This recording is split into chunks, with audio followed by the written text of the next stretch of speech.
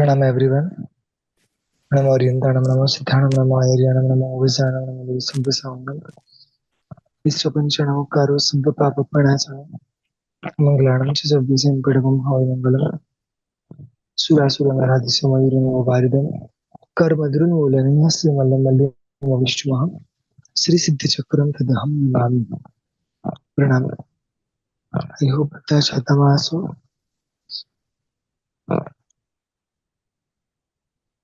અનંત ઉપકારી અનંત કલ્યાણને કરનારા તારક તીર્થંકરો આપણા સર્વ માટે અદ્ભુત એવા શાસ્ત્રની સ્થાપના કરીને જીતા હોય છે. એક મહાન પર્વ સતત કર્મ નિજરા માટેનું મળ્યું છે. લક્ષ્ય છે કે એક એક પદની આરાધના આપણા ખૂબ કર્મને નિજરા કરાવે. આપણે આજે સ્વાધ્યાય કરવો છે શ્રી ઉપાધ્યાય પદ વિશે. અંબિલની ઓળીનો આપણે ત્યાં ત્રીજો દિવસ, અમારે ત્યાં ચોથો દિવસ.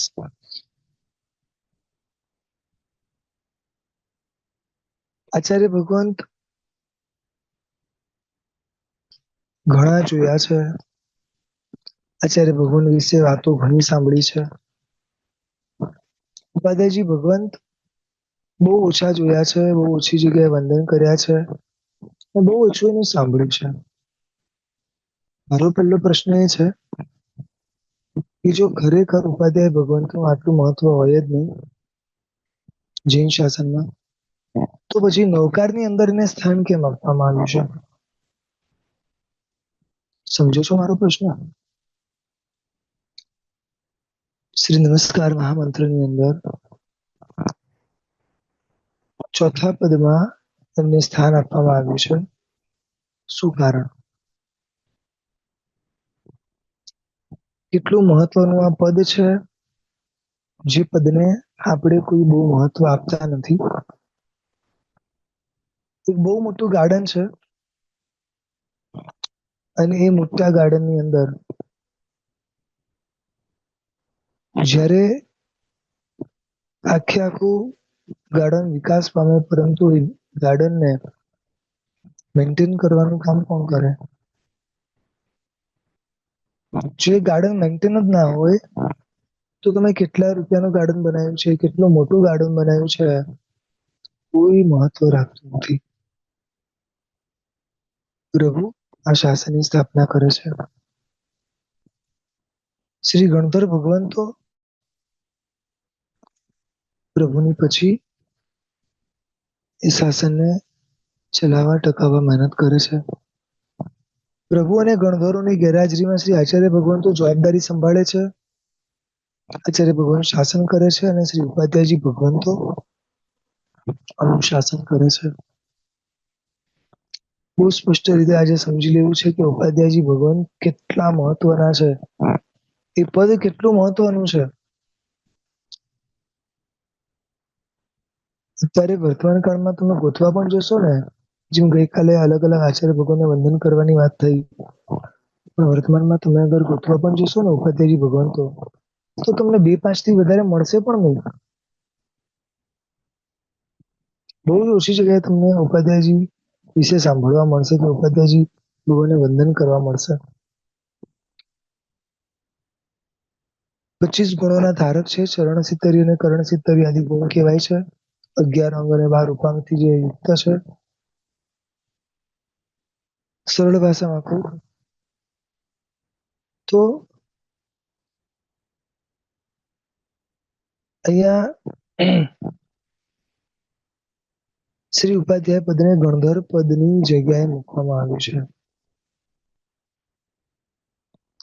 કે જેમ તીર્થયર સમોસુરી તીર્થંકરની સમાન આચાર્ય ભગવંતો કીધા છે, રાઈટ? તો તીર્થંકર જ્યારે દેશના આપીને પૂર્ણ કરે પોતાનું, એની પછી દેશના કોણ આપે છે? ઉપાધ્યાયજી ભગવંતો એટલે કે ગણધર ભગવંતો. પ્રભુની પાદપીઠ ઉપર બેસીને ગણધર ભગવંતો દેશને આપે છે અને એ ગણધર ભગવંતો એવું પુણ્ય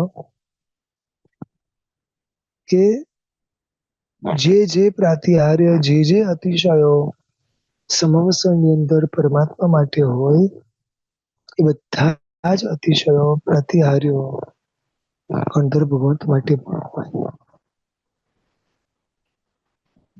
ફરી રિપીટ કરું છું, એક કલ્પના દ્રષ્ટિએ તમે સમવસરમાં બિરાજમાન છો.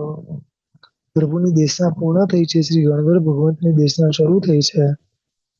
તો શું ગણધર ભગવંત એક જ સાઈડ બેસીને દેશના આપશે?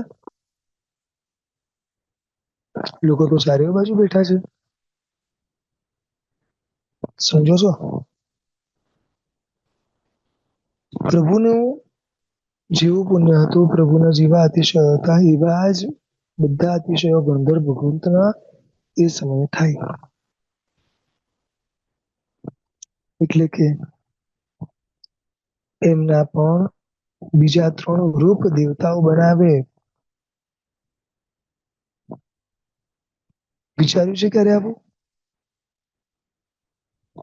એમને પણ ચામડું વીંજાય,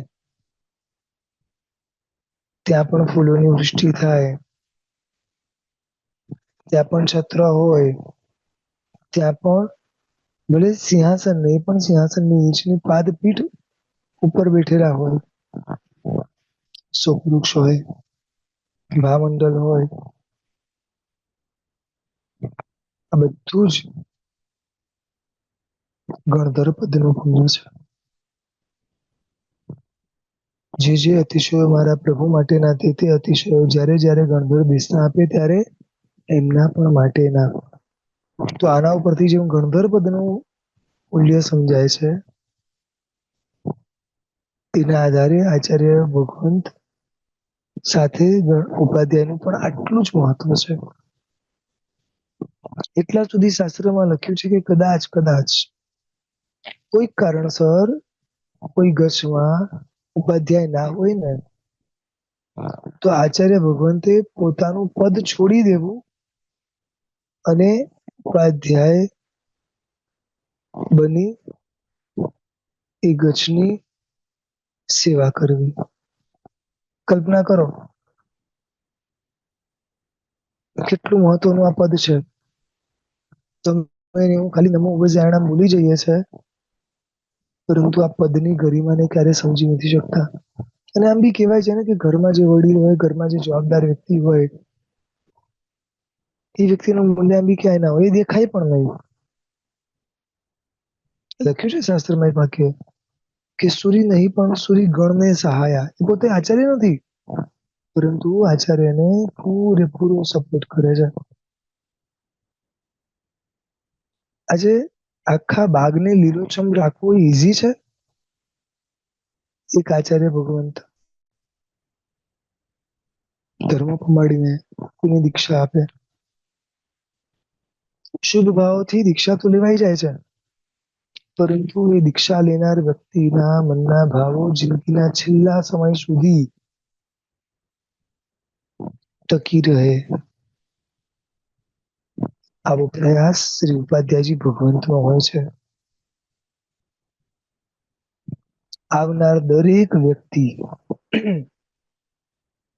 પોતાના ગુરુભાઈઓ સાથે શુભ ભાવમાં રહી શકે, આવો પ્રયાસ શ્રી ઉપાધ્યાયજી ભગવંતનો હોય છે. સમજો છો?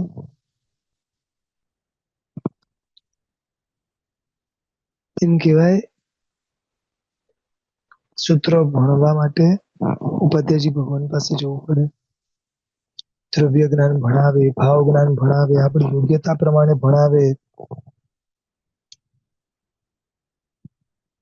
પ્રોબ્લેમ શું છે ખબર છે? અહીંયા ભણવાનું જ ઓછું થઈ ગયું છે. સમજાયું? ઉપાધ્યાયજી ભગવાન કેમ નથી, કેમ ઓછા છે? ભણવાનું ઓછું થઈ ગયું છે. જેની જરૂર વધારે હોય એ વધારે હોય.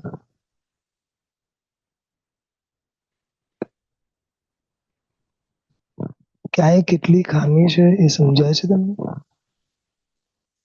જેમ અરિહંત અર્થની દેશના આપે, તો ઉપાધ્યાય જે છે એટલે કે ગણતર જે છે એ સૂત્ર રૂપિયાના અર્થ રૂપે 2 દેશના આપે. જો શ્રી સિદ્ધ ચક્રજીની અંદર ઉપર અરિહંત છે, નીચે એક્ઝેક્ટ ઉપાધ્યાય છે, રાઈટ? ખબર છે કારણ? કારણ કે શ્રી અરિહંત પરમાત્માના પાદપીઠ ઉપર બેસીને ગણધરો બેસતા આપે છે, એટલે એમની નીચેનું સ્થાન ને એટલા માટે ત્યાં શ્રી ગણધર ભગવાન મૂક્યા છે, એટલે કે ઉપાધ્યાય ભગવાન મૂક્યા છે.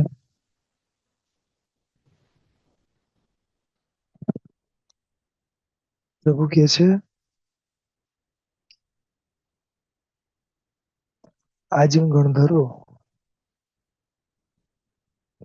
કેવડીને પણ એક દ્રષ્ટિએ એક સમયે ઔચિત્ય માટે પણ વંદનીય છે. કઈ દ્રષ્ટિએ? કે જ્યારે પ્રભુ દેશના આપે ત્યારે તો સમજી શકાય છે કે કેવડીની પરષદા હોય, એટલે કે કેવડી બેઠા હોય દેશના સાંભળવા ઔચિત્ય માટે ખાલી. પરંતુ જ્યારે ગણધર દેશના આપે, સમજો બરોબર, જ્યારે ગણધર દેશના આપે ત્યારે જરૂરી નથી કે દરેક ગણધરને કેવળ જ્ઞાન થયેલું હોય. શ્રી ગુરુ ગૌતમ સ્વામીને ક્યારે કેવું જ્ઞાન થયું છે? જ્યારે પ્રભુના સમાવસન સંપૂર્ણ પૂર્ણ થયા ત્યારે, રાઈટ? એટલે કે શ્રી વીર પ્રભુનું નિર્વાણ થયું ત્યારે.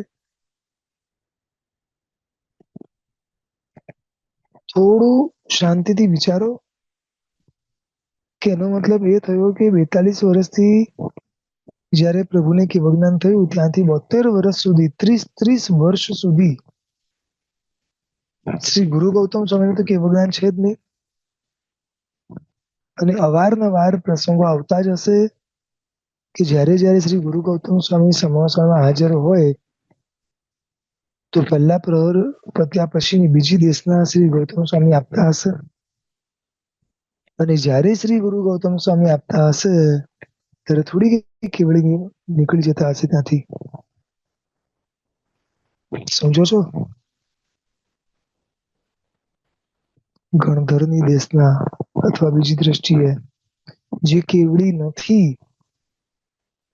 એની દેશના કેવડી સાંભળે.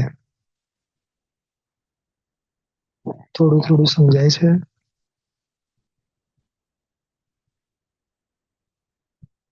કેવું મહત્વ છે, કેટલું મહત્વ છે, કલ્પના કરી જુઓ. આપણે કોઈ ઇમ્પોર્ટન્સ આપ્યું જ નથી આ ઉપાધ્યાય પદને. શું નથી સમજાય? એમાં શું છે? હવે નમો વૈજાણમ બોલી દીધું, ઉપાધ્યાય પદની આરાધના કરી દીધી, પતી ગયું. ઓફકોર્સ કેવડી જયારે કરે છે આ ઔચિત્ય છે, પરંતુ કેવડી પણ જે પદને ઔચિત્ય કરે તો મારે શું કરવું જોઈએ? એક જગ્યાએ બહુ સરસ વાત લખી છે કે કદાચ કોઈક કારણસર એક ગચ્છની અંદર આચાર્ય ન હોય ને તો ચાલે. એટલે કે કોઈક એવા સંજોગો બન્યા છે કે આચાર્ય ભગવાન કાળ કરી ચુક્યા છે, તો હજી 1-2 દિવસ, અઠવાડિયા, 10 દિવસ સુધી કદાચ કોઈ એ સમય આચાર્ય ન બી હોય ને તો ચાલે. ઉપાધ્યાય વગર ના ચાલે. કેમ કે મેન્ટેન કરશે કોણ?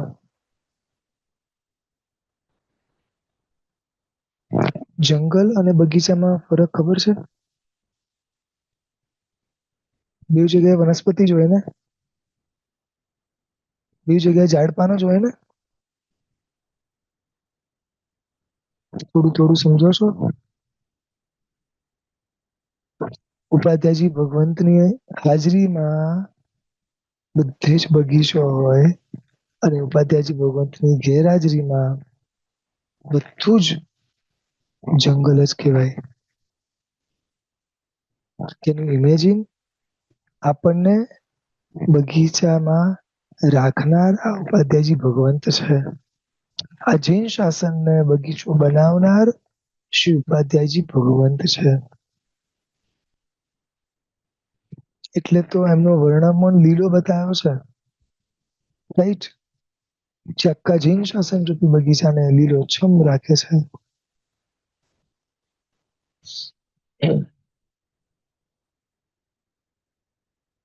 ભૂતકાળ સાક્ષી છે કે જ્યારે જ્યારે કોઈક ક્યાંક આચાર્ય શિથિલ બને તો એ આચાર્યને પણ માર્ગમાં સ્થિર કરવાનું કામ ઉપાધ્યાય કરે છે. ક્યારેક એવું બને, સમજાય છે? કેટલું મોટું કાર્ય છે. એક સરળ દ્રષ્ટાંત સાથે તમને હજી સમજાવું કે આ ઉપાધ્યાય પદની મહત્તા કેટલી છે. એક બહુ મોટું વિશાળ રાજ્ય છે, એની અંદર એક રાજા છે. રાજા બનવું એ પુણ્યનો ઉદય છે. પરંતુ ખાલી રાજાના પુણ્ય વડે રાજ્ય નથી ચાલતું. એ રાજ્યને ચલાવવા માટે મંત્રીનું બુદ્ધિબળ પણ જોઈએ છે. રાઈટ? કેટલા એવા પ્રસંગો બને છે ને કે રાજા અવળા માર્ગે ચરી જાય, બને છે ને?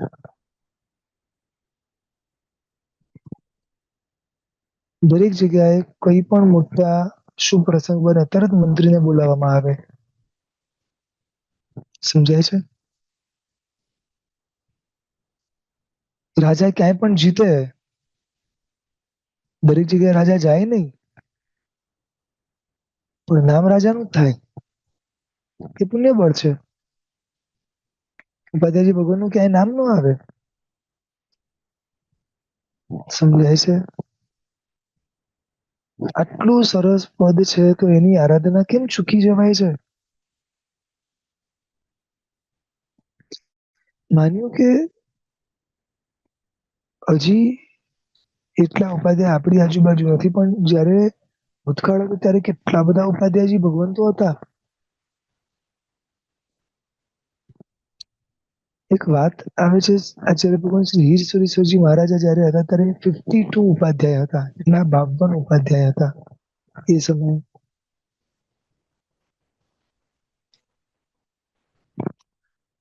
ચાલો, કદાચ આટલું સાંભળ્યા પછી પણ તમને ઉપાધ્યાય વિશે ભગવાન ભાવ ન જાગે તો હજી હું તમને એ વિશે એમના કાર્ય વિશે થોડું સમજાવું. કદાચ તમને શ્રી નમો ઉપજાણમ બોલો ને ત્યારે આમ તમને અહોભાવ જાગે. પ્રયાસ પાંચેય શ્રી સંઘોનો એક જ છે કે દરેક આરાધક વર્ગ આંબિલની ઓળીની આરાધના કરતા, એક એક પદની આરાધના કરતા ખૂબ કર્મ નિજરા કરીને જાય. ખાલી તપથી કષ્ટ આપીને દિવસો પૂરા નથી કરવાના. અહોભાવપૂર્વક ખૂબ કર્મ નિજરા કરવી છે. પદના અનેક ગુણો છે, એમાંના થોડા થોડા ગુણો સમજાવું છું. પહેલું કાર્ય ઉપાધ્યાયજી ભગવાનનું આવે, વિનિયોગ કરે. વિનિયોગ, વિનિયોગ એટલે કે ટ્રાન્સફોર્મ કરે. જે એમની પાસે હોય એ બીજાને આપે. એટલે કે એમની પાસે જેટલું જ્ઞાન છે, એ જે ભણેલા છે એ એમના શિષ્યોને આપે. મારા અકાઉન્ટમાંથી તમારા અકાઉન્ટમાં જે પૈસા ટ્રાન્સફર કરવા, અને કહેવાય વિનિયોગ. દરેકને પોતપોતાની યોગ્યતા પ્રમાણે વિનિયોગ કર્યો. સમજાય છે? ચલો, આ કરતા પણ હજી વધારે મહત્વનો ગુણ તમને બતાડું. વિનયન. નયન, નયન એટલે આપણી આંખ. એ રીતે વિનયન આ એક શબ્દ છે. આનો અર્થ શું છે ખબર છે? જે તમારી અંદર પડ્યું છે એને બહાર કાઢે. બહુ મોટો ગુણ છે. સમટાઈમ આપણને પોતાને નથી ખબર કે મારી અંદર કઈ કેપેબિલિટી છે, હું શું કરી શકું એમ છું, હું કેટલો આગળ વધી શકું એમ છું. મને કશું જ ખબર નથી હોતી. ઉપાધ્યાયજી ભગવાન આ કામ કરે છે, આપણી અંદર પડેલી અનંત શક્તિઓને બહાર કાઢે છે, જે આપણને જ નથી ખબર. આપણને ખબર છે આપણો જન્મ કેમ થયો? નથી ખબર.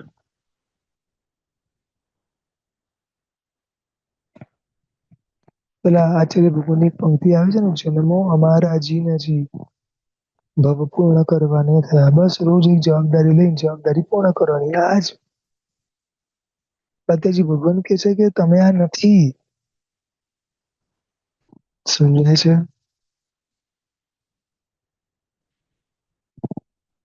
કેવો કેવો વિનિયોગ કરે અને કેટલા કેટલા વિનયન કરે.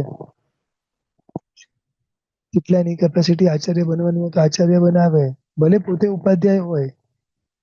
સમજો છો? આ તાકાત એક ઉપાધ્યાયજી ભગવંતની છે.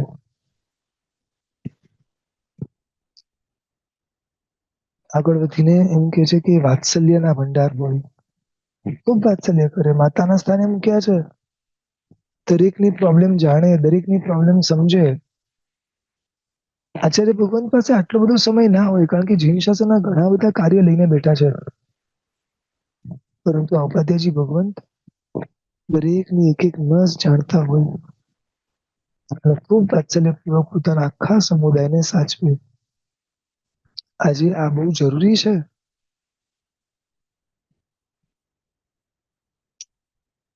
આગળ વધીને એમ કે છે કે વિવેક દ્રષ્ટિ. પોતે એટલા વિવેકી છે કે ભલે આટલા બધા શિષ્ય છે છતાં કોની અંદર કઈ યોગ્યતા છે અને કોને કયા ફિલ્ડમાં આગળ વધારવા જેવું છે. કોઈને વ્યાવચના ક્ષેત્રમાં, કોઈને જ્ઞાનના ક્ષેત્રમાં, તો કોઈને બીજા બધા ક્ષેત્રમાં. આના માટે પણ આ બધી બુદ્ધિ જોઈએ. દરેકને આચાર્ય તો ના બનાવી શકાય ને. દરેકને વક્તા પણ તો ના બનાવી શકાય. દરેકને વક્તા બનાવી દે, દરેકને આચાર્ય બનાવી દે, તો આચાર્યની સેવા કરશે કોણ? કુછડી લેવા જશે કોણ? અને બીજા કાર્ય કરશે કોણ? સમજો છો? આપણી ઈચ્છા એવી હોય કે આપણા બે દીકરા રાજા બને. બધા રાજા જ બની જશે તો પ્રજા જ નહીં રહે. રાજ્ય ચાલશે કઈ રીતે? અને આપણી ઈચ્છા પ્રમાણે થોડી રાજા બનાવાય. સામેવાળાની યોગ્યતા પણ તો હોવી જોઈએ ને. સમજો છો? ખૂબ મહેનત કરે છે ઉપાધ્યાયજી ભગવાન તો. ઘાસનું કામ ખાલી ઉગવાનું છે.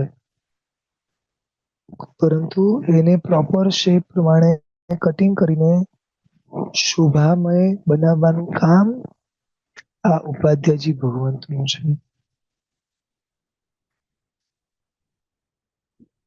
તમે ક્યારેક કલ્પના કરજો, ગુરુ તત્વની અંદર વચ્ચેના સ્થાનમાં અમને મૂક્યું છે. ઉપર આચાર્ય,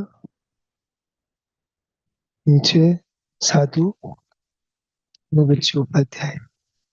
કારણ કે બેવનું જોડાણ આ જ કરે છે.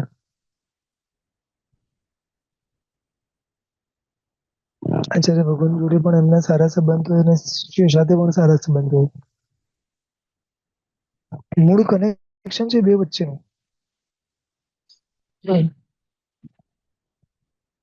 બહુ સરસ એક યોગ શતક નામના ગ્રંથમાં પ્રશ્ન પૂછાયો હતો કે જ્ઞાન ક્યાં ભણવું? ત્યારે એમણે લખ્યું તો એવો જવાબ કે તીર્થમાં ભણવું. જ્ઞાન ક્યાં ભણવું? કે તીર્થમાં. જનરલી આપણી બુદ્ધિમાં તીર્થ એટલે જિનાલયો થાય. શાસ્ત્રીય ભાષામાં જંગમ અને સ્થાવર બે તીર્થ છે. એમાં જંગમ તીર્થની અંદર એટલે કે હાલતા ચાલતા તીર્થની અંદર શ્રી ઉપાધ્યાયજી ભગવંતનું નામ મૂક્યું છે.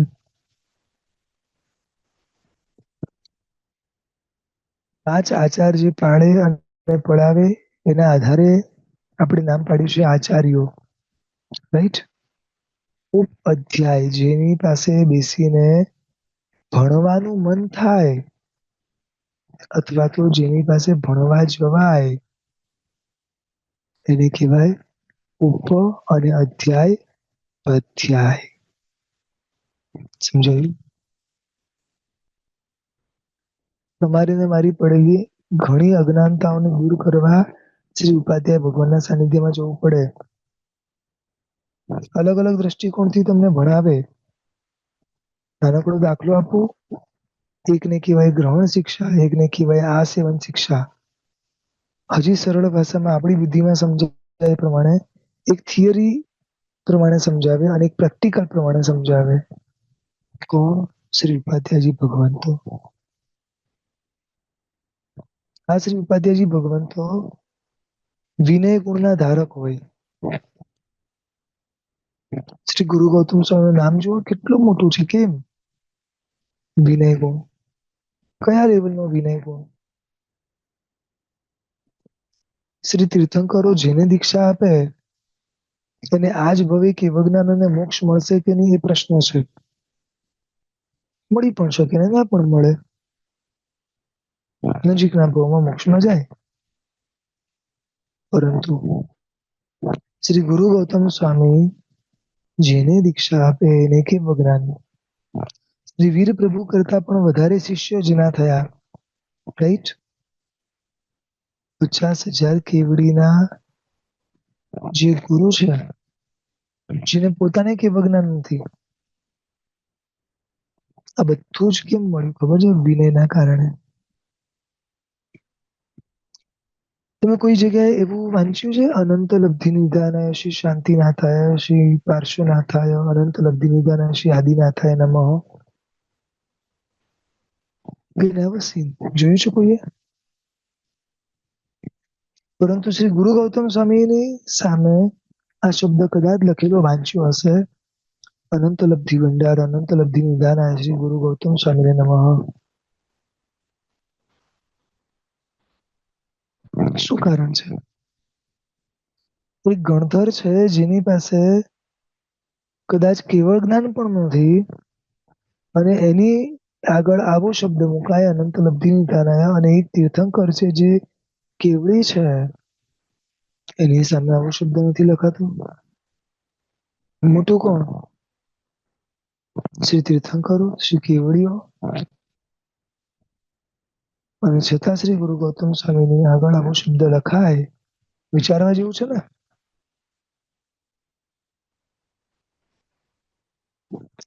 કેવળ જ્ઞાન પામ્યા પછી તો અનંતી લબ્ધિઓ અને શક્તિઓ બધા પાસે હોય.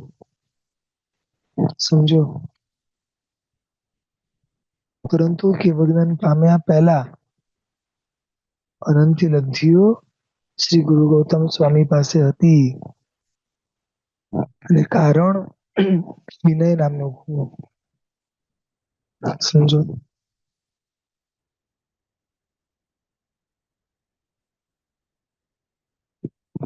શાસ્ત્રના પાને પાને વિનય માટે કેટલી બધી વાતો કરી છે. શ્રી નમસ્કાર મહામંત્રમાં પણ શરૂઆતમાં જ બતાવ્યું છે કે નમો નમો નમો નમો 5 વાર શબ્દ મૂક્યો છે. વિનયથી જૈન શાસનમાં પ્રવેશ મળશે.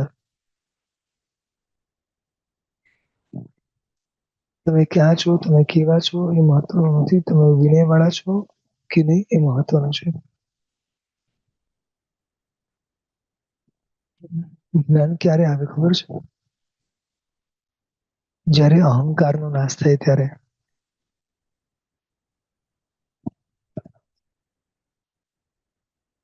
ઘણીવાર અમારી સામે જુદા જુદા બે વ્યક્તિ હોય, બે ઓપ્શન હોય. એક આને ભણાવી શકાય અને આને ભણાવી શકાય. એમાં એક અજ્ઞાની હોય અને એક અહંકારી હોય. અજ્ઞાનીને કદાચ ભણાવવામાં અમને એનર્જી પણ વધારે વપરાય, કદાચ એની સામે અમને જરૂરિયાત કરતા ઓછું પણ મળે. અહંકારીને સમજાવવામાં કદાચ ઢગલો પૈસા મળે. પરંતુ સ્પષ્ટ કીધું છે કે અજ્ઞાનીને સમજાવવું, અહંકારીને નહીં. ખ્યાલ આવે છે?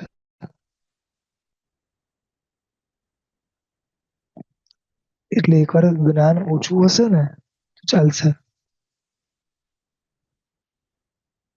અહંકાર હશે નહીં ચાલે. ખૂબ વિનય કરવું પડશે. ખૂબ આ ગુણ ડેવલપ કરવો પડશે. આગળ વધીને કહે છે કે એ વાસનાઓ આપે. પાતેજી ભગવાન તો વાસનાઓ આપે. આપણે ગયા છે કોઈ દિવસ વાસનાઓમાં? વાસના શબ્દ ખાલી સાંભળ્યો છે. વાસના કોને કહેવાય એ જ નથી ખબર.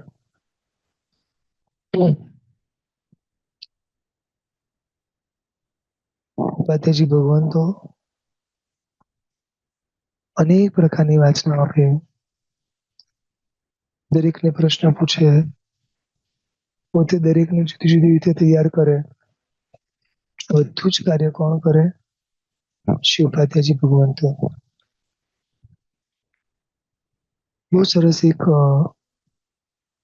ઝાડમાં સરસ શબ્દ મૂક્યા છે. નમો વાચકાત્યક્ત મદ મોહ માયા. શિવ પાતેજી ભગવાન માટે લખ્યું છે કે જેના જીવનમાંથી ત્યક્ત મદ મોહ માયા, અહંકાર પોતામાંથી નીકળી ગયો છે, પ્રસિદ્ધિ પણ નીકળી ગઈ છે અને કપટ રહિત છે. આ ત્રણ મુખ્ય ગુણો છે. અહંકાર રહિત છે એટલે ઉપાધ્યાયજી પદ ઉપર વિરાજમાન છે. પ્રસિદ્ધિ રહિત છે એટલે એને ઉપાધ્યાયજી ભગવાન બનવું ગમે છે. જો પ્રસિદ્ધિ જોઈતી હોય તો આચાર્ય બની જાય. અને કપટ રહિત, કોઈ કપટ નથી કરતા. આવા શિવ પાતેજી ભગવાન તો છે. જ્ઞાનીઓ વાંચતા જ્ઞાનનું પ્રદર્શન ના કરે. સમજો તમે? મારા જીવને તો થોડું આવડે ને તો પણ જ્ઞાનનું પ્રદર્શન થાય. ઉપાધ્યાયજી ભગવાનમાં એવું નથી. વર્તમાન કાળની પરિસ્થિતિ થોડી જુદી છે. આપણે ત્યાં જુદા જુદા જે પદ છે ને એ પદની અંદર આચાર્ય પદ પછી ઉપાધ્યાય પદ આપે છે અને ઉપાધ્યાય પદ પછી પ્રવર્તક નામનું પણ એક પદ આવે છે. જે આ બધા પદ કદાચ વર્તમાન કાળમાં તમને નહીં પણ જોવા મળે. પ્રવર્તકનું કાર્ય શું હોય કે જે જુદા જુદા નિર્ણયો લે અને દરેક સાધુ સાધી ભગવંતને એનું અમલ કરાવે. ટોટલી એનું નિયમન કરાવે, પ્રવૃત્તિ કરાવે અને પ્રવર્તક પદ કહેવાય. ત્રીજું એક પદ આવે છે શાસ્ત્રમાં સ્થવિર નામનું પદ, જેની અંદર કેવું હોય કે સંયમ જીવનમાં તમને સ્થિર કરે. કોઈના જ્ઞાનમાં, કોઈના શ્રદ્ધામાં, કોઈને ક્રિયામાં, જે જ્યાં અટકે ત્યાં આગળ એના મનના ભાવોને સ્થિર કરવાનું કામ સ્થવિરનું છે. ચોથા નંબરનું એક પદ આવે છે શાસ્ત્રમાં ગણાવછેદક.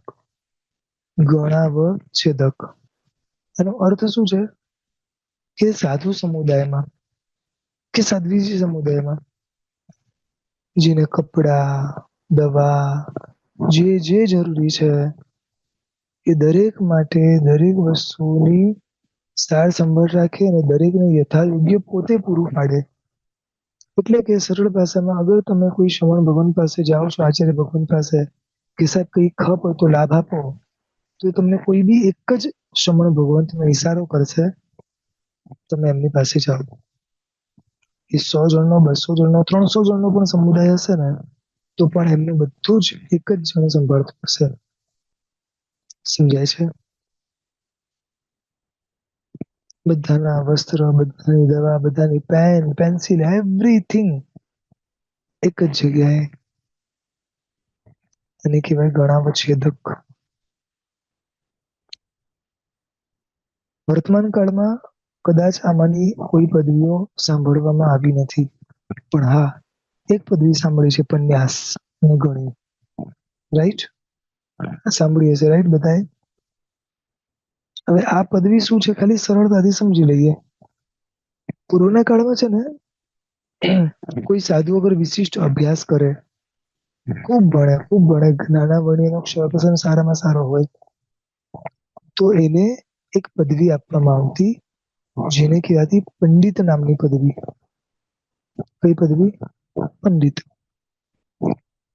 પંડિત પદનો ન્યાસ કરવો એટલે કે પંડિત પદની સ્થાપના કરવી. ન્યાસ એટલે સ્થાપના. પંડિત પદનો ન્યાસ કરવો એટલે ન્યાસ. સમજાયું? પંડિત પદની સ્થાપના કરવી કે ભાઈ હવે આ પંડિત છે એટલે પંડિતની સ્થાપના એટલે શોર્ટમાં કરી દીધું ન્યાસ. આવી રીતે પન્યાસ વર્તમાન કાળમાં તમને જોવા મળે છે. સમજાયું બરોબર? એટલે જ્યાં જ્યાં તમને પન્યાસ પદવી સાંભળો અને ખબર પડી કે આ પન્યાસજી ભગવાન છે, ઝૂકી જજો કે કેટલા બધા જ્ઞાની હશે, શાસ્ત્રકાર ભગવાન તો આખું જૈન શાસન જેને પંડિત નામની પદવી આપતી હોય, તે વ્યક્તિનું જ્ઞાન કેવું હશે? એક સમયની વાત છે જ્યારે જગતગુરુ હિસ વિશ્વજી મહારાજ હતા. એમણે એમના 2000 ના પરિવારમાંથી, એટલે બહુ વિશાળ સમુદાય હતો, એમાંથી 40 જણને પદવી આપી હતી. આ પદવી બહુ જ ઓછા લોકોને મળતી, બહુ જ ઓછા લોકોને. કારણ કે આખું જૈન શાસન તમને પંડિત તરીકે માને એટલે શું કહેવાય? એટલે આ પદવી પૂર્વના કાળમાં બહુ ઓછી મળતી, તો આને કહેવાય પંડિત, એટલે કે પન્યાસ. બીજી એક પદવી છે જે વર્તમાન કાળમાં પ્રસિદ્ધ છે, ગણી પદવી. બરોબર છે? જનરલી એક ભગવતી સૂત્રનો યોગ આપે, ભગવતી સૂત્રના બધા યોગ અગર પૂર્ણ થાય ને તો આ પદવી આપવામાં આવે છે. આમાં કોઈ વિશિષ્ટ પદ નથી, બસ એક બાહ્ય એક અલગ પદ આપવામાં આવે છે, બાકી આમાં કોઈ બીજું વિશિષ્ટતા નથી. પણ એક યોગ પૂર્ણ કરી અમુક યોગ્યતા જાગે એના આધારે આ બધી જ પદવીઓ આપવામાં આવતી હોય છે. હવે વર્તમાન કાળની અંદર આપણને ઉપાધ્યાયજી ઓછા મળે છે, એટલે કદાચ પરિચય ઓછો છે ને, પરિચય ઓછો છે એટલે પ્રીતિ ઓછી છે. પરંતુ માન્યું કદાચ વર્તમાન કાળમાં નથી, પરંતુ આપણે જે સ્તવનો બોલીએ છીએ, જે સજ્જાઓ બોલીએ છીએ, તમને મોર દેન 50 to 60% સજ્જાયો, સ્તવનો અથવા તો અનેક પ્રકારના કાવ્યો કોણે રચ્યા છે ખબર છે? શ્રી ઉપાધ્યાયજી ભગવંતોએ. કેટલી રીતે ઉપકાર કરે છે ખાલી વિચારો. હું તમને એક નાનકડો દાખલો આપું. લગભગ 350 વર્ષ પૂર્વે થયેલા મહામહોપાધ્યાય શ્રી યશોજી મહારાજા, એમને ઉપાધ્યાય નહીં, એમને છે ને શાસ્ત્રમાં મહામહોપાધ્યાય શબ્દ વાપરવામાં આવતો. એ દરેક ભાષામાં આપણા માટે શાસ્ત્રો રચીને ગયા છે. જે વ્યક્તિ સંસ્કૃતમાં, પ્રાકૃતમાં ભણી ના શકે તો એના માટે જે કાવ્ય બને છે ને, કાવ્યમાં જ શાસ્ત્રો છે. ગુજરાતી ભાષામાં, રાજસ્થાની ભાષામાં, કેટલી જુદી જુદી ભાષાઓમાં છે. તમે ઘણા સ્તવનોના અંતે અગર જોયું એક શબ્દ લખ્યો હશે, વાચક રસ કહે, વાંચ્યું છે? આ શ્રી યશોજી મહારાજાના છે. ખૂબ ભણ્યા છે, ખૂબ ભણ્યા છે, અને ભણ્યા પછી પોતાના જ્ઞાનના આધારે, અનુભવના આધારે ખૂબ શાસ્ત્રો રચ્યા છે. આજે તમે કલ્પના ન કરી શકો એવા એવા ગ્રંથો મહોપાધ્યાયજી ભગવંતોએ તમને ને મને આપ્યા છે. વર્તમાન કાળમાં પ્રસિદ્ધ એવો સિરી વાલકા, એટલે કે શ્રીપાલ રાજાનો જે રાસ છે ને, એ શ્રીપાલ રાજાનો રાસ બનાવનાર પૂજ્ય વિનય વિજય મહારાજા છે, અને એ રાસને પૂર્ણ કરનાર મહામહોપાધ્યાય શ્રી યશોજી મહારાજા છે. જ્યારે સંઘે શ્રી વિનય વિજયજી મહારાજાને વિનંતી કરી કે આપ પ્લીઝ આ શ્રીપાલ મહારાજાનો રાસ લખો, કારણ કે સિરી વાલકા આખું જે પ્રાકૃત ગ્રંથ છે કે બધા વાંચી નથી શકતા, તો એની કથા જન જન સુધી પહોંચે, દરેકના હૃદયમાં શ્રીપાલ મહારાજા અને મહિના સુંદરી પ્રત્યે, અને એ થકી પ્રભુના શાસન પ્રત્યે, શાશ્વત આંબિલના પર્વ પ્રત્યે અહોભાવ જાગે. એના માટે તમે આ ગ્રંથ રચો. ત્યારે વિનય વિજય મહારાજા પોતાના જ્ઞાનમાં જોઈને કહે છે, શરૂઆત તો હું કરું, પણ એક શરત પર. તમે લિખિતમાં યશોજી મહારાજા જોડે લઈ આવો કે આ ગ્રંથ અધૂરો રહે તો પૂર્ણ કરવાની જવાબદારી મારી. સમજાય છે? અને એ સમયે શરૂઆતનું બધું જ વિનય વિજય મહારાજાએ બનાવ્યું. જીવનના છેલ્લા શ્વાસો સુરત મુકામે રાંદેડ કરીને એક નાનકડી જગ્યા છે, જ્યાં આજે પણ એમનું સમાધિ મંદિર છે. ત્યાં આગળ એમના છેલ્લા શ્વાસ પૂર્ણ થયા અને એમની કલમ ત્યાં અટકી. બાકીની કલમ થી મોહમ્મદજી યશોજી મહારાજાએ શિપાલ મહારાજનો રાસ પૂર્ણ કર્યો. એટલી મહેનતો ઉપાધ્યાયજી ભગવંતોએ તમારા ને મારા માટે કરી છે.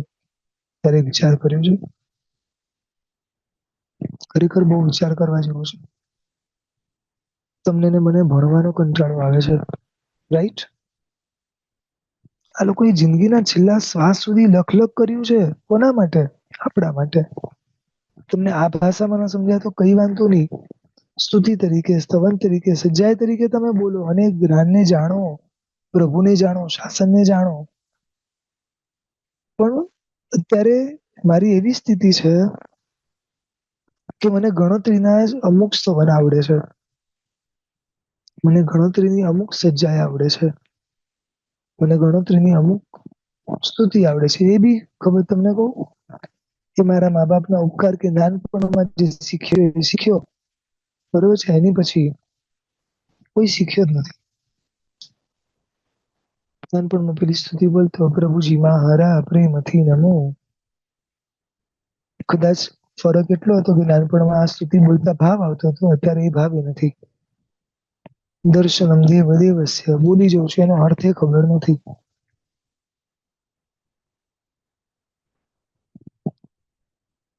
આ કોના ભણવા માટે બધું મૂક્યું છે? આટલા મોટા જ્ઞાન ભંડારો, આટલા બધા પુસ્તકો કોના માટે? હું તમને એક વાત કહું, આપ જેને આ વિશ્વના સૌથી સુખી વ્યક્તિ માનો છો ને, જેને અનુત્તરવાસી દેવ કહીએ છે, રાઈટ? આ વિશ્વનો સૌથી સુખી વ્યક્તિ. બસ અરિયંત ને એ બધાની વાત નથી, આપણા બાહ્ય લોકોની વાત છે, એની વચ્ચેની વાત છે. ઈ અનુત્તરવાસી દેવ પોતાના 33 સાગરોપમના આયુષ્યમાં એક પણ ક્ષણ જ્ઞાન વગર કાઢતા નથી. Can you imagine?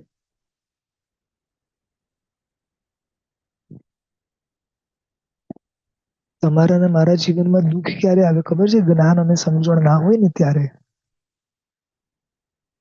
અનંતા ભુવોમાં જેટલા દુઃખો આવ્યા અને વર્તમાનમાં કદાચ જે દુઃખ આવી રહ્યા છે, એની પાછળનું મુખ્ય કારણ છે ભણ્યા નથી એટલે. લોકોને ભણાવનાર નથી, સમજાવનાર નથી, લોકોને આ શાસ્ત્રો નથી મળ્યા. તમને ને મને તો બધું જ મળ્યું છે. મારા પ્રભુના જેટલા જિનાલયો પૂજનીય છે ને, મારા પ્રભુની જેટલી પ્રતિમા પૂજનીય છે ને, એટલા જ મારા પ્રભુના એક એક વચનો પૂજનીય છે.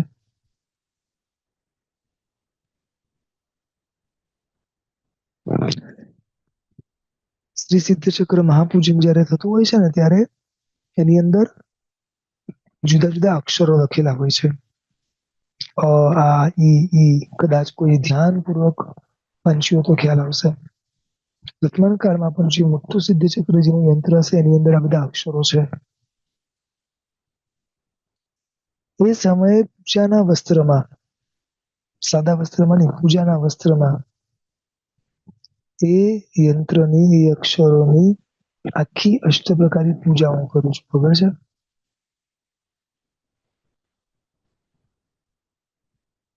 બસ પતી ગયું. એની પછી ખાલી જ્ઞાનની આશા જ ના. જ્ઞાન ભણવાનું તો દૂર, ઉપેક્ષા કેટલી બધી થઈ રહી છે. જે પ્રમાણે વાત સાંભળી છે કે દેવલોકની અંદર જે પુસ્તકો હોય ને, આપણે ત્યાં છે, ત્યાં પણ છે. એ પુસ્તકોમાં જે અક્ષરો લખેલા છે ને, એ પણ રત્નના લખાયેલા છે. બોલો, કેન યુ ઇમેજિન? એટલી મહત્તા હશે.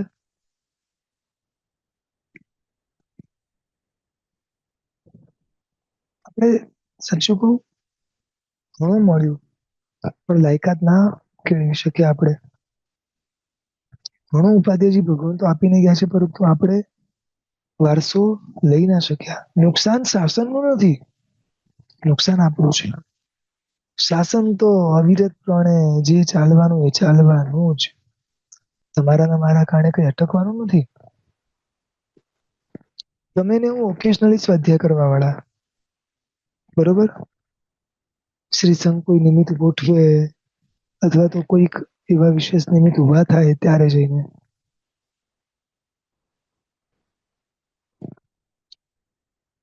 એટલે આજ સુધીની વાત લખી છે કે તમે કદાચ પરમાત્માની ભક્તિમાં પ્લસ માઇનસ કરશો ચાલશે. સમણી ભગવંતના વ્યાખ્યાનો અને ભણવાનું બહુ મહત્વનું છે. કારણ એક વસ્તુ સમજો, લક્ષ્ય મોહને ઘટાડવાનું છે, રાઈટ? એ મોહ ઘટશે કઈ રીતે? જેમ જેમ જ્ઞાન ભણશો તેમ તેમ મોહ ઘટશે.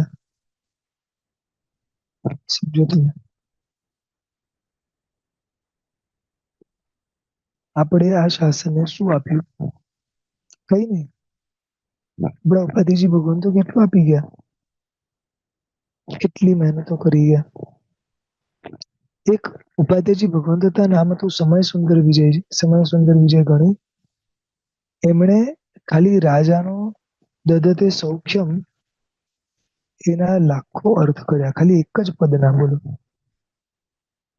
આ તો કેટલા ઉપાધ્યાયજી ભગવાન થઈ ગયા છે. સાર કર સેવકા, સાંભળ્યું છે શ્રી શંખેશ્વર પરમાત્માનો છંદ? આ છંદ બનાવનાર પણ એક ઉપાધ્યાયજી ભગવંત જ હતા. કેટલું આપ્યું છે, કેમ ચૂકીએ છે? કેમ? જો હવે શ્રાવકો ફરીથી ભણવાનું ચાલુ કરે ને તો અશુદ્ધનો વારસો જળવાઈ રહેશે, ટકી રહેશે, તો બધું જ નાશ પામી જશે.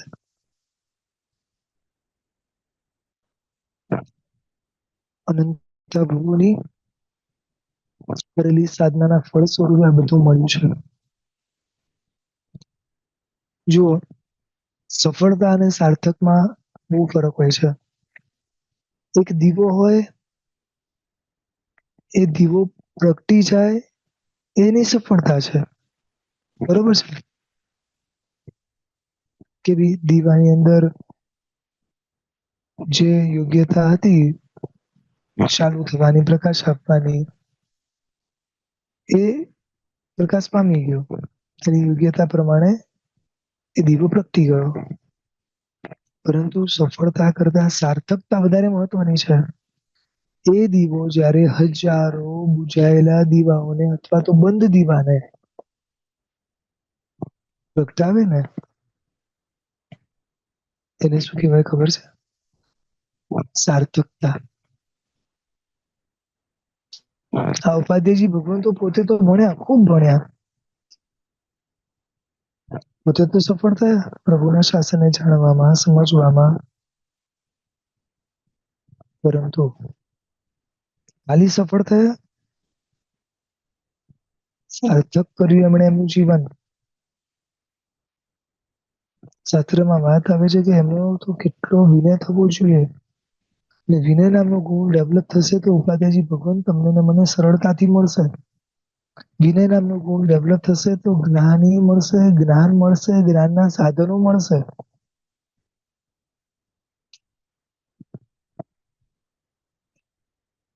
શ્રી ઉપાધ્યાયજી પદની આરાધના કરતા એક પ્રયાસ કરવો છે.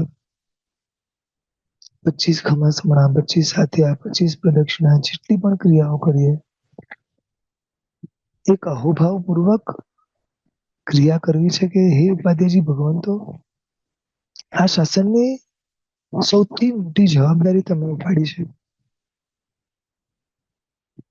આપને જ્ઞાન પ્રત્યેનો કેટલો અહોભાવ હશે આપને જ્ઞાન ભણવામાં કેટલી રુચિ હશે? આપને જ્ઞાન ભણાવવામાં કેટલી રુચિ હશે?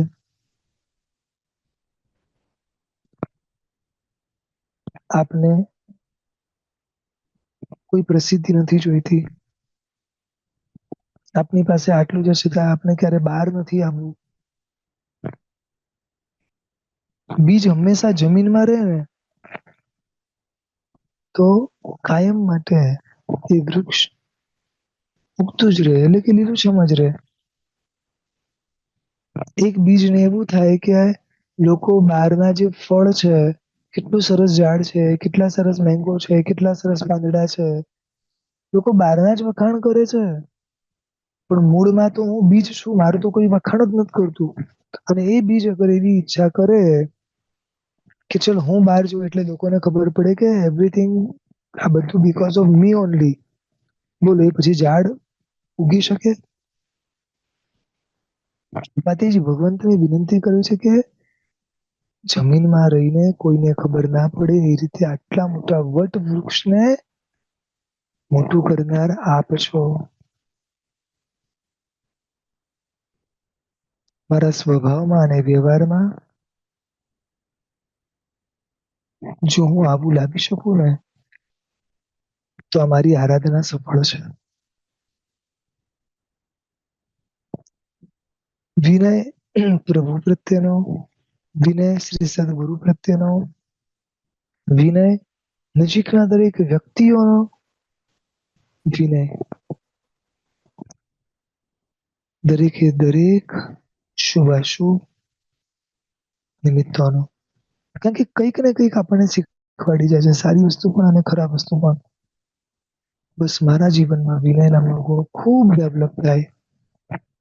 મને ભણવાની રુચિ થાય. આજે વર્તમાન કાળમાં વાંચન ઘટી ગયું છે. ક્યાંક સાંભળવાનું પણ ઘટી ગયું છે. તમને કહું, પાંચેય ઇન્દ્રિયમાં સૌથી એક્સપેન્સિવ ઇન્દ્રિય અગર હોય ને તો કાન છે.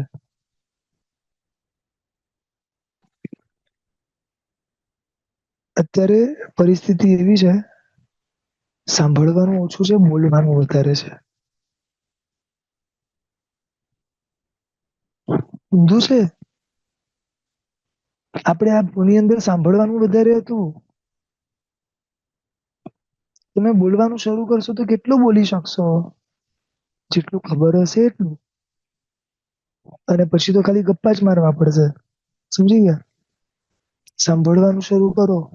જે જે નહીં ખબર હોય ને એ પણ જાણવા મળશે. અને પણ સાંભળવામાં સમણ ભગવંતુની વાચના, સાંભળવામાં સમણ ભગવંતુની વાતો, આગમની વાતો, શાસ્ત્રોની વાતો, મારા આત્માને હિતકર વાતો, આ ભવ અને પરભવ સુધારે એવી વાતો. ત્યારે કલ્પના કરી છે કે જે વ્યક્તિએ દીક્ષા લીધી છે, લક્ષ્ય શું હતું કે સંસાર છોડવાનો, બરોબર છે. તો સંસાર તો છૂટી ગયો, દીક્ષા તો લઈ લીધી. હવે કેમ ભણે છે? હવે શું જરૂર છે ભણવાની? અંદરના ગાઢ મોહને એને કાઢવા માટે. પોતે સંસારમાંથી નીકળ્યા છે પણ પોતાનામાંથી હજી સંસાર નથી નીકળ્યો. સમજાયું? સંપૂર્ણ મોહને કાઢવું છે. જો એ લોકો માટે ભણવું આટલું મહત્વનું હોય તો આપણા માટે કેટલું મહત્વનું હોઈ શકે છે. એટલે આપ સરસ જ્યારે હવે આરાધના કરો ત્યારે ખૂબ અહોભાવ પૂર્વક ઉપાધ્યાયજી પદને વંદન કરજો. અગેન પદને વંદન કરજો કે વર્તમાન કાળમાં જ્યાં જ્યાં જેટલા ઉપાધ્યાયજી ભગવાન છે એમને અમારી વંદના. ભૂતકાળમાં જે જે ઉપાધ્યાયજી ભગવંતો થઈ ગયા કે ભવિષ્યમાં થશે તે સર્વે ઉપાધ્યાયજી ભગવંતોના ચરણોમાં કોટી કોટી વંદના. આ પદની આરાધના જેણે આ વિશ્વમાં કરી છે, કરાવી છે, એ સર્વેની અનુમોદના. બસ કદાચ આ ભાવના આપણા હૃદયમાં રહેશે તો એક દેખાતું ભલે નાનું પદ પણ આપણા ખૂબ કર્મની મેજરાનું કારણ બનશે. આપ સર્વે પાંચમી શ્રી સંકો સરસ મજાની આરાધના કરો છો. સર્વે શ્રાવક શ્રાવિકાઓ પોતાની સરસ રીતે આરાધના કરતા જ હોય છે, પરંતુ ઘણીવાર ક્યાંક ખામી રહી જાય છે. બસ એ જે ખામીઓ છે એને સુધારવાનો પ્રયાસ કરીએ અને જેટલા વિશેષ કર્મો તૂટી શકે એટલો આપણે પ્રયાસ કરીએ. ફરી સર્વેની ખૂબ ખૂબ અનુમોદના. સર્વે તપસ્વીઓ ખૂબ શાતામાં રહેજો, શાતામાં હસો. પ્રભુની આજ્ઞા વિરુદ્ધ કંઈ પણ બોલાયું હોય તો ત્રિવેદે ત્રિવેદે મુચ્યતે.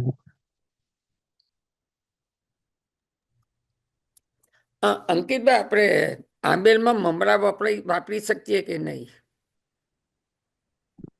આ બધી વસ્તુ શક્ય થયા અવોઇડ કરવી. પછી બાળ જીવો હોય, શરૂઆતના જીવો હોય, એ લોકો માટે વર્તમાનમાં છૂટ આપતા હોય છે, બાકી નહીં. બરાબર. એટલે એમ છૂટ નથી આપીને? ના. બીજા કોઈને પણ કઈ સવાલ હોય તો હેન્ડ રેઝ કરજો.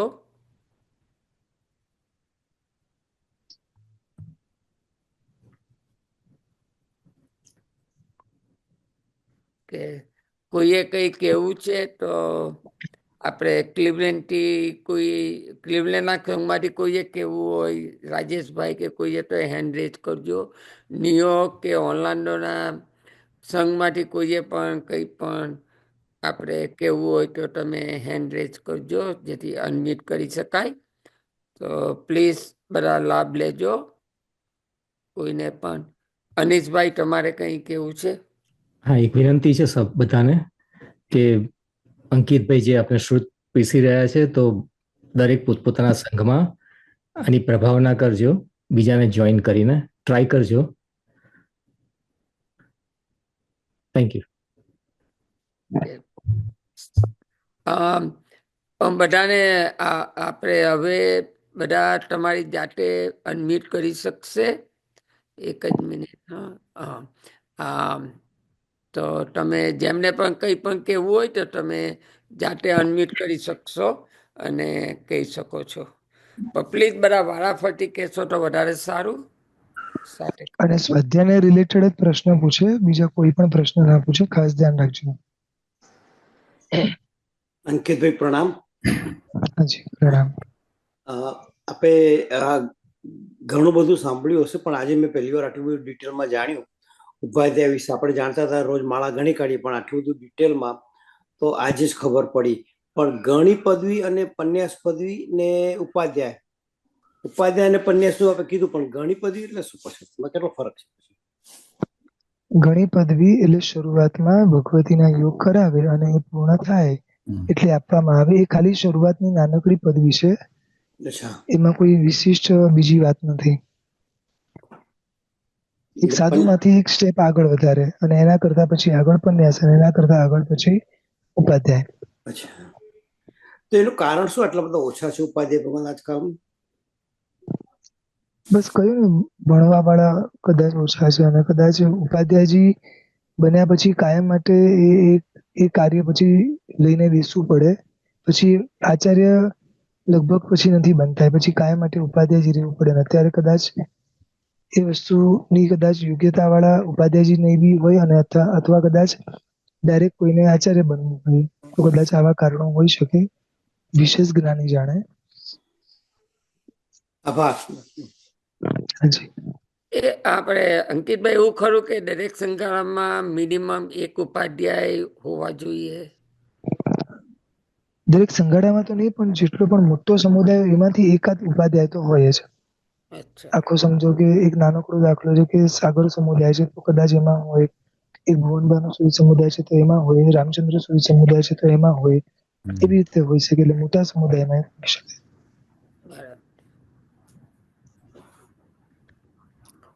પછી એક શક્તિપાત વિશે સાંભળ્યું છે, એમાં?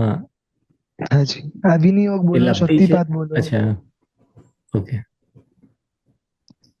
મારી અંદર રહેલી જે શક્તિ છે તમારી અંદર હું ટ્રાન્સફર કરું, ધેટ્સ અ શક્તિપાત. અચ્છા, અને કોઈ ગુરુ જ કરી શકે? ગુરુ મતલબ આચાર્ય જ કરી શકે એવું ખરું? હા, એટલે એમાં એવું છે ભાઈ કે મોસ્ટલી આ વસ્તુ આચાર્ય કરી શકે અને જો જ્ઞાનની વાત હોય તો ઉપાધ્યાય કરી શકે. અચ્છા, થેન્ક યુ. જી. બીજા કોઈને કંઈ પણ સવાલ હોય કે કંઈ પણ કહેવું હોય તો તમે જાતે અનમ્યુટ કરી શકો છો અને કહી શકો છો. નહીં તો લંડનમાંથી પછી કોઈ આપણે છે? પારણાનું પચકાન લઈને પછી માગલિક સાંભળીએ. જી. આમ ગુરુજી હાજી. કોઈ મારો પણ બોલો. આપો છો? કોઈ પ્રણામ શૈલેષભાઈ? ગુરુજી. ઓહ, હાજી, પ્રણામ. પ્રણામ. કરણ સિત્તરી ને ચરણ સિત્તરી શું મિનિંગ થાય? ક્રિયાને યોગ્ય અને એટલે 5 ઇન્દ્રિયોને યોગ્ય અમુક વસ્તુઓ જે છે જે આગળમાં બતાવેલી છે જેને કરણ સિદ્ધરી કહેવાય. ચરણ એટલે ચારિત્રને યોગ્ય, ક્રિયાને યોગ્ય જે વાતો છે એને ચરણ સિદ્ધરી કહેવાય. એના યોગ્ય જેટલા ગ્રંથો છે એ લોકો ભણેલા હોય. Thank you.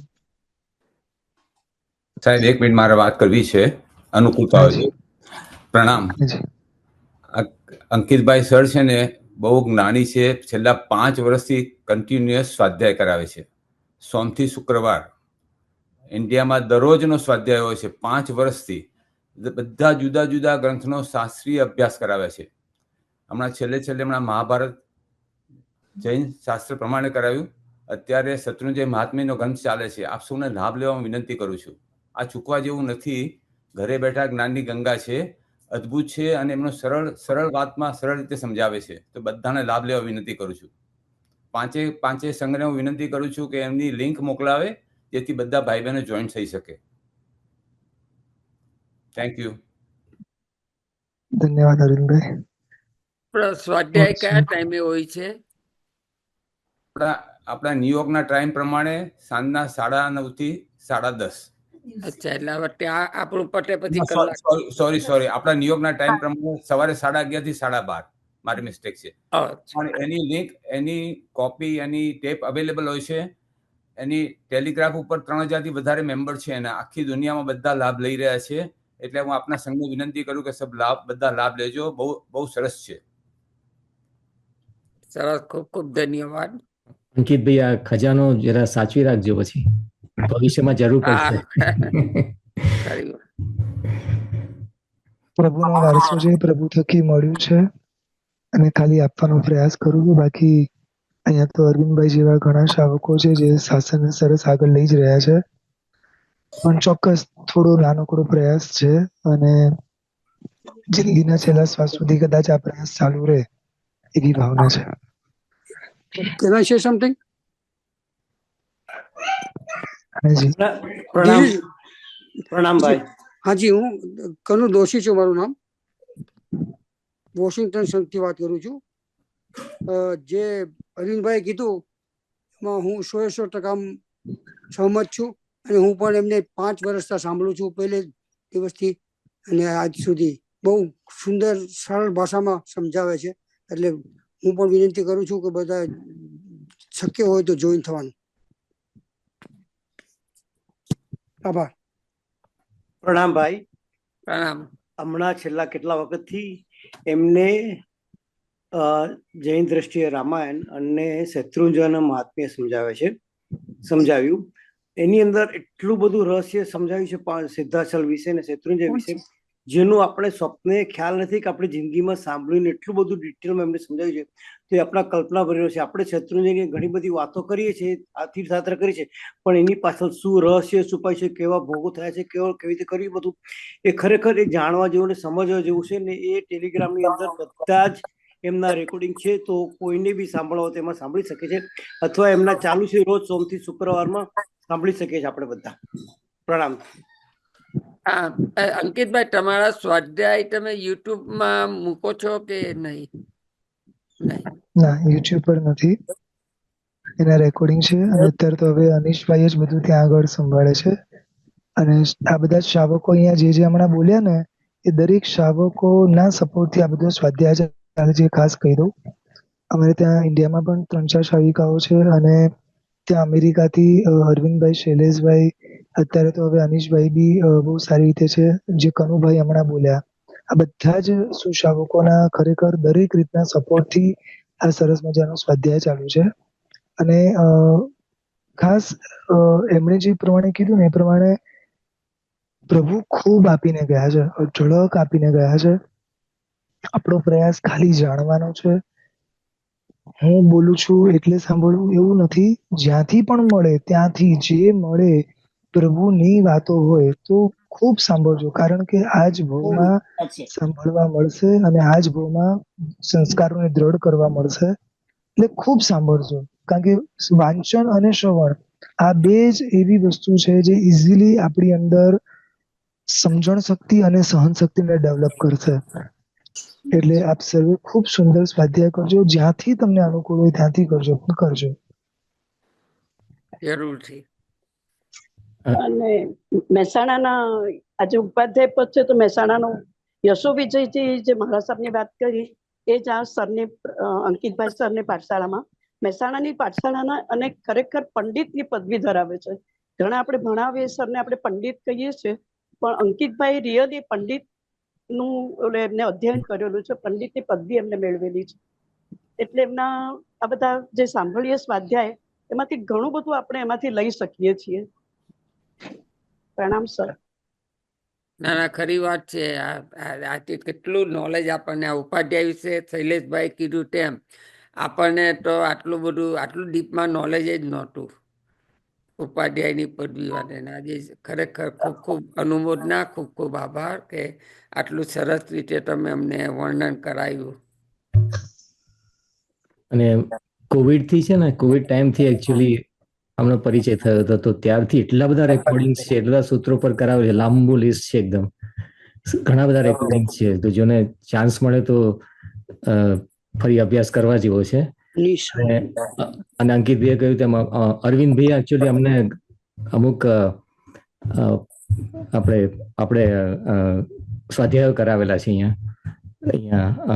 પર્યુષણ કરાવેલા છે. હા, અમારે પર્યુષણ બી કરવા આવે છે, એટલે એમનો બી અમને સારો લાભ મળે છે. 5 વર્ષમાં લગભગ અત્યારે 52 કે 53નો સ્વાધ્યાય વિષય ચાલે છે. વિષય અત્યારે ગ્રંથ ચાલે છે, ગ્રંથ ચાલે, બરાબર, ગ્રંથ ચાલે છે. ચાલો, એ કોઈ આપણે પાનાનું પચકાણ બધાને આપી દો. કોઈ શ્રી અરવિંદભાઈ આપશે. પાણહા દિવસે પચકાય અન્નતા ભોગણમ સહસ્ત્રાગણમ મહત્રાગણમ સવસમત્યાગણમ ઓસરે ઓશિરામી. માંગલિક સંભળાવો. સર્વમંગલ માંગલ્યમ સર્વ કલ્યાણ કારણમ પ્રધાનમ સર્વ ધર્માણામ જૈનમ જયતિ શાસન. પ્રણામ બધા શાતા.